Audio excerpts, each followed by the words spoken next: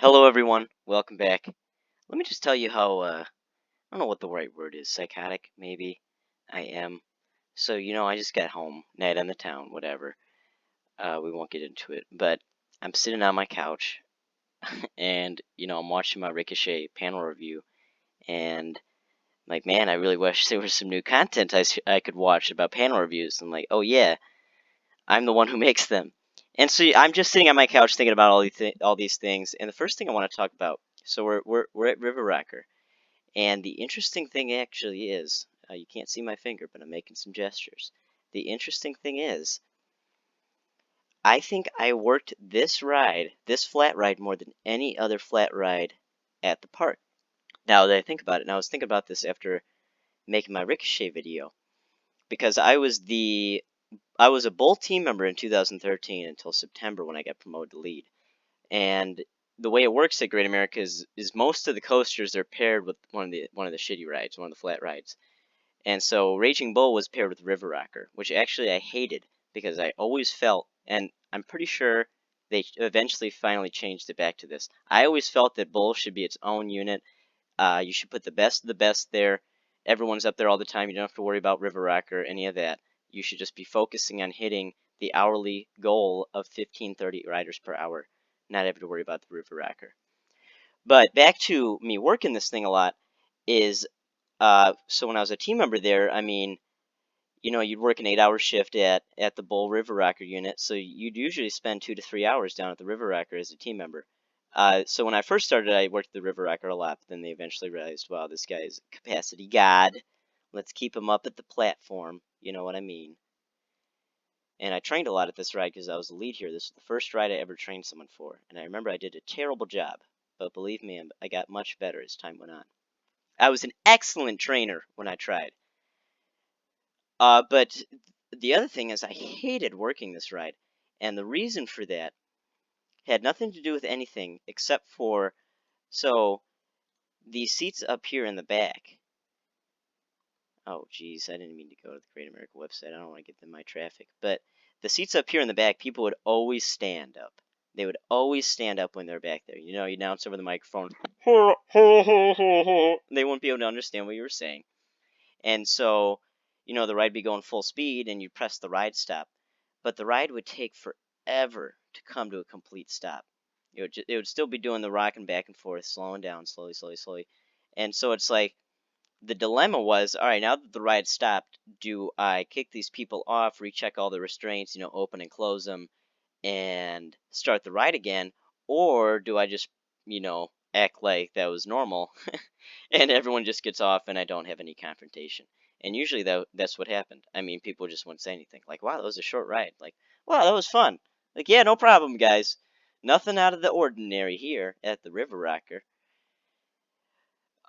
So, sorry. Another thing I want to talk about when I was watching my Ricochet videos is operator 1-2 switch. So River Rocker never in my time did two people operator. However, there was an enable panel, as you can see here. And people who had worked it said that when they used to do two operators, and I think the last time they ever did it was in a ride night in 2004, they ran River Rocker with two operators. But they said that when there were two operators, you could basically hold hands because of how close you were to each other. And you can see it if you take a look when you're up there. But the control panel's here, the enable panel's right here. They're right next to each other. You can see a gray box, and what's inside is these two buttons. So this double operator, this switch has not been turned in at least a decade. But what I didn't like about this switch as a lead and as a supervisor was that only the supervisor had the key to change this. It was the D587 was the supervisor key. And that's what you use to restart rides and also to change operators 1 to 2. And I didn't like it because it was like, okay, I'm on the east side today. I'm at the American Eagle signing it off for the day, and all of a sudden, East River Crawler needs to be switched to double operator. So it's like all these guests are waiting around in line. There's two operators ready to work, but they are prevented by the fact that their supervisor has to walk out and switch into double operator. So I didn't like that. I always thought, just let the operators change it into 1 or 2. And I understand, all these policies that they have just because of the incompetency of their team members. And I've always just thought, maybe if you paid, all of your low-level people $2 more an hour, you'd have some good people that stick around, and then you wouldn't need to have all these BS policies because everyone would be competent and experienced, and they'd know uh, when they were allowed to switch into double operator, when they were allowed to restart rides, blah, blah, blah. So that's something that always annoyed me, even from day one. I hated that at the flumes, I, as an operator, I see someone standing up, I push a ride stop, the ride stops, I tell them to sit down, they sit down. Well, now I got to wait 20 minutes for someone to walk out here and push the green button instead of just allowing the operators to do it. But anyway, finally, now that we're 6 minutes in, let's get into the panel. And so, procedure, you let people in, blah, blah, blah, they'd all sit down, and you'd kind of walk along the boat or the canoe, whatever it was called. And so only 5 people could be in these inner rows, and only 3 people could be in the top 2 rows. So you always had to double check for that. And I remember my first year, I was always so terrible at that because I was just trying to pump people through. And I remember one time my supervisor walked up, and I knew I had 4 people in one of the rows, and he was kind of just like watching the ride, rocking his head back and forth. I'm like, oh, I'm done. I'm done. And he didn't say anything. He didn't even notice. So that was nice. I got away with that plenty of times. And so,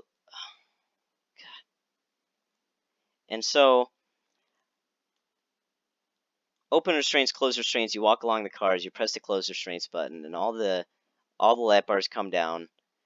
And what you're looking for is you want to hear a psst, and that means all the lap bars are locked.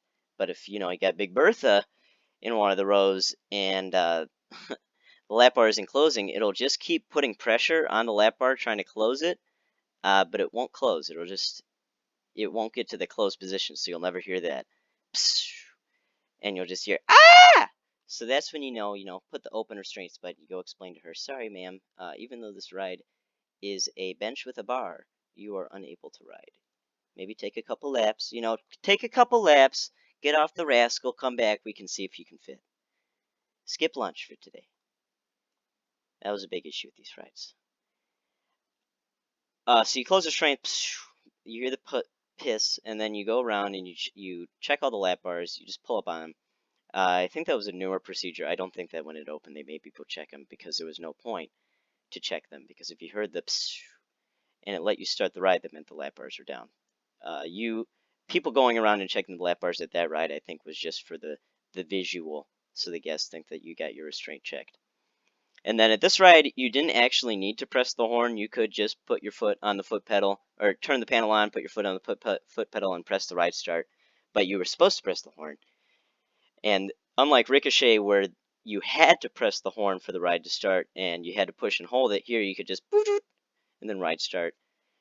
You actually didn't even need to press the horn, but you were supposed to. And then ride stop, that would stop it very slow. E-stop would stop it even slower, and then you'd need maintenance to come out and switch this key switch to the reset position. Wheel up, down. I could never figure out what this was. I don't think I have any pictures of the pit, is what it was called, where the wheels are. But I always noticed, my many hours operating the ride and looking at this key switch trying to figure out what it did. I did notice that the wheel down the pit looked like it was on some sort of arm or something, so it almost looked like it could come up. But I feel like these days this just means like turn left, turn right. I'm not totally sure. I never saw maintenance run it. I never saw maintenance turn this key switch. I watched them do many inspections, a lot of downtimes, blah blah blah. No one ever turned this. So I'll be honest here. We're here for honesty. I do not know what this key switch actually does, but I think it pushes the wheel up, but I don't think that it does that anymore, so I think that it's a dead switch. And every flat ride was different how the buttons would light up, because this one, the E-stop and ride stop would always be on, even if the panel was turned off. But pretty much every other flat ride I worked, every light would be off if the panel was off. So that was weird. Just the inconsistencies was very unusual. I'd love to come in as park president, make everything a little bit more consistent. Then you could just, bring them in. All right, when you press the close restraints button, it closes the restraints. You press the open restraints button, it opens the restraints. When you press the green button, it starts the ride.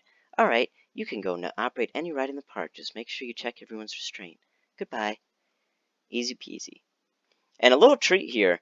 I want to get some more minds on this. So this is the trailblazer control panel, and this actually still existed until I think it was 2017. They got rid of it to make more cues for one of the haunted houses. But the panel is still there. I've got pictures of it. Just can't be tasked with doing that right now. Don't feel like it. But from our book, you can see that in 2000 it had this function 1, 2, 3, 4 button. But then if you look in 2002, it was gone. So I wonder, what sort of upgrade was made that that button was no longer needed, and what did that button do in the first place? I always wondered that. And another interesting thing about Trailblazers, if you've ever worked at Great America and you've taken a ride test, every single test asks you the same question: how do you check restraints? And the answer is physically and visually on pretty much every ride. But there's always an answer, like answer C is check the red indicator light on the back of the seat. And that existed because in Trailblazer, that actually was how you would check restraints, was checking the red indicator light. And that question remained on all the tests far past Trailblazer's existence, which was very interesting. Very interesting to me. But I mean, Trailblazer, you can see, is pretty much the exact same as River Rocker, except it had that function 1, 2, 3, 4 button, and then instead of that wheel up, down, it has position left, position right. And I do remember riding the Trailblazer. Great ride. It's unfortunate that Zamperla engineered it terribly, so that they had to tear them all down, because it was killing people. So we've pretty much rounded out Southwest Territory here. I'm not sure when I'm going to talk about Chabasco, because as some of you may know, I was on the Terror Twister 2 design team 1 year, because there was some code I needed to write to add a feature so that when a ride stop was pressed, it would make a little spiel, because we were upgrading the control system for Terror Twister that year. Unfortunately, just like my employment at Six Flags, I was fired from my Terror Twister 2 design team job after 1 year. Unfortunate. Got replaced by an Intamin employee, apparently. Who knows how good that guy is? Is he capable of being park president? I don't think so. So he's not capable of being on the Terror Twister 2 design team. And people who say I'm bitter about being fired from Six Flags, I'm 1,000 times more bitter about being fired from the Terror Twister 2 design team. But my legacy code will live in the ride forever. Well, at least until they update the system again. But guys, I think that's all I got to talk about the River Rocker. Worked it way too much, way too many hours, at least 800 hours, and I hated it. Terrible. Ugh. Ugh, ugh, ugh. Took way too long to stop. Oh, one final thing before we go is that it's got this moat down here, and I would always ask people, why don't we put water in here anymore? And I think the reason was something broke. And I actually do agree with Six Flags here that they shouldn't fix it. And because I was talking to someone one day and they brought up the fact that it's kind of good that there's not water down there because people lose hats, cell phones, blah, blah, blah in that moat all the time. And if there was water in there, it'd be destroyed. So at least now, if someone's phone falls out, hopefully they've got a case, falls off on the River Rocker, it's still salvageable. Which, if there was water, you can bet your beans no one's going to go look for that. Alright guys, the River Rocker, I think that's all we got to talk about. These are the spiel buttons, and this is a light switch. I apologize for not uploading much. We're working really hard on this documentary. I'm really hoping to win a couple Oscars. And people who comment, I know why you got fired. You don't. You haven't read the file. You don't know the real reason. And I know that you don't know the real reason because it would be illegal for Six Flags to share the real reason with you. Only I know, because only I have read the file. So don't even think about it. Everything will be revealed in the movie. It's going to be incredible. My entire life has culminated, every skill I've ever gathered has culminated to this movie. I'm going to put my entire effort into it. It's going to be incredible. The little parts we have edited together now. Incredible. I watch them on a daily basis, just like the rest of my videos, for quality assurance. Hope you guys have a good night. Just decided to drop this little bomb here so that I could watch it myself. Subscribe for more. Goodbye.